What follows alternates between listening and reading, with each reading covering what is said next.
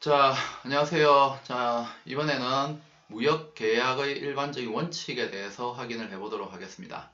자, 무역계약의 원칙은 일단 제일 첫 번째 계약 자유의 원칙이 있죠.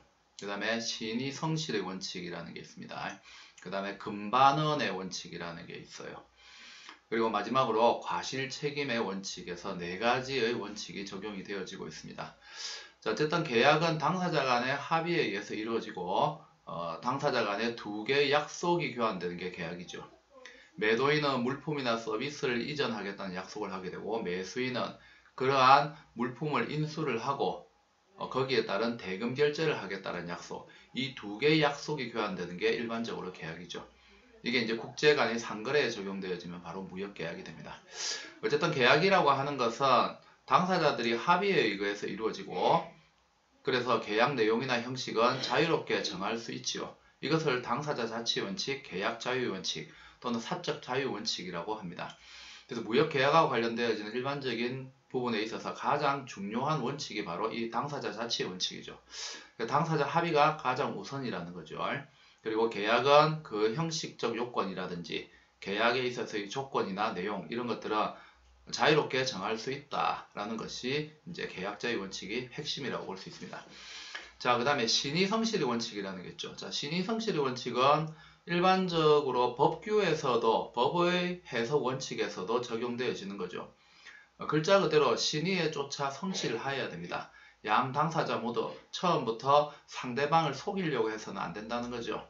이거는 도덕성, 윤리성하고 관련되어지는 겁니다. 그래서 신의성실 원칙은 윤리적 평가를 법적인 어떤 가치 판단의 한 내용으로서 도입을 시켜놓은 게 신의성실 원칙이죠. 근데 간단히 생각하게 되면 서로 처음부터 나쁜 의도를 가지고 속이는 행동을 하지 말라는 겁니다. 속이는 어떠한 그 계약서상의 어떤 조항을 집어넣지도 말고 양심에 비추어서 부끄럽지 않게 정직하게 거래를 하자라는 것이 신의성실의 원칙이라고 볼 수 있습니다. 자, 우리 계약하고 관련되어지는 가장 중요한 국제 상관습 중에 하나로 비엔나 협약이라는 게 있죠. 자, 이 비엔나 협약에도 신의 성실하고 관련되어지는 부분이 있습니다. 근데 이 신의 성실의 준수가 CISG에서는 일반적인 원칙으로는 규정되어 있지 않아요. 근데 신의 성실 준수를 CISG의 해석의 원칙으로 사용을 하고 있습니다. 자, 이것은 왜 그러냐면 굉장히 많은 국가들이 그 CISG에 가입을 하고 있고 가입을 했었습니다. 그리고 자국 내에도 계약하고 관련되어지는 자국 국내법들이 있을 거예요. 그래서 자국들이 자신의 국내법에 의해서 협약을 해석하는 것을 막기 위해서, 즉 다른 말로 해서 협약에 있어서의 통일성 증진하고 관련되어지는 그러한 의도를 바탕으로 해서 신의성실하고 관련되어지는 이 준수를 CISG의 해석 원칙으로 사용을 하고 있습니다. 이 부분이 상당히 중요한 부분이죠. 보통 이제 고시 시험이나 이런 부분, 그리고 뭐 국제무역사라든지 이런 자격증 시험 문제 같은데 이런 부분들이 많이 출제가 되고 있습니다. 자, 그 다음 그 금반원의 원칙이라는 게 있어요. 금반원의 원칙. 상당히 좀 어려운 내용이죠. 처음 들어보신 분들도 있을 것이고 이미 알고 계시는 분도 있을 겁니다. 이 금반원의 원칙은 영미법의 원칙입니다. 영미법의 원칙. 우리도 있습니다. 우리나라에도 민법의 문서 사무 처리 규정에 가면 약속에 의한 금반원이라는 이제 금반원의 원칙과 관련되어지는 법규 규정이 있어요. 그래서 어떤 말이라든지 행동을 가지고 다른 사람을 믿게 만들어 놓고 나중에 그러한 내용에 대해서 번복을 하는 일을 해서는 안 된다라는 것. 요게 바로 금반원의 원칙입니다. 영미법상에서는 상당히 중요한 원칙이죠. 그리고 우리나라에서도 이와 관련되어지는 법규 규정이 있다라는 거, 민법의 그 문서 사무 처리 규정에 금반원의 원칙이 있다라는 거, 이것을 잘 기억을 해 놓으시면 될 것 같습니다. 자, 그 다음에 과실 책임의 원칙이라는 게 있습니다. 그래서 그 상대방에게 피해를 주는 행동, 행위가 처음부터 위법적인 행동, 행위의 경우에도 책임을 져야 되고 고의나 과실의 경우에도 역시 책임을 져야 됩니다. 즉 고의나 과실이 없는 경우에는 책임을 지지 않는다는 원칙이죠.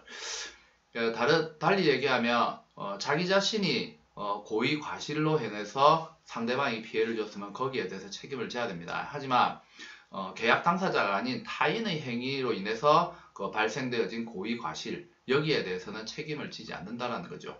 그래서 자기 책임의 원칙이라고도 합니다. 이런 생각 하시면 안 됩니다. 과실이기 때문에 손해배상하고 관련되어진 부분을 하지 않아도 된다. 이런 이상한 생각을 하면 안 돼요.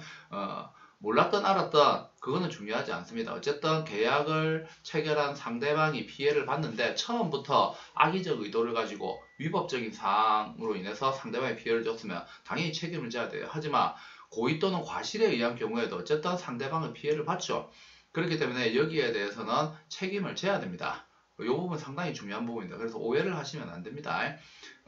사람들은 다 자기 편의 위주로 생각을 하다 보니까 이와 관련되어진 부분에서 오해를 하는 경향이 좀 있어요. 그래서 무역계약하고 관련되어지는 계약의 원칙에도 역시 과실 책임의 원칙이 적용되어지기 때문에 개인이 자기가 고의 과실에 의한 행위에 대해서 상대방의 피해를 줬으면 법적 책임을 져야 됩니다. 하지만 타인의 행위에 대해서는 법적 책임을 지지 않죠. 자, 이렇게 무역계약의 원칙은 4가지 원칙을 적용을 하고 있다라는 거. 각각의 개념에 대해서 잘 기억하시고, 특히 금반원의 원칙은 처음 들어보신 분도 있을 건데, 각 나라에 이와 관련되어지는 그 법규들이 다 존재를 하고 있다라는 거. 그래서 상대방을 어떤 말이나 행동으로 믿게 만들어 놓고, 나중에 가서, 그런 적 없는데요? 이런 거는 상당히 이제 피해를 많이 줄 수 있는 요소가 될 수 있습니다. 자, 요것을 금반원의 원칙이란다. 에소펠이라고 그러죠. 에소펠. 에소펠하고 관련되어진 내용도 한번 여기서 확인을 했습니다.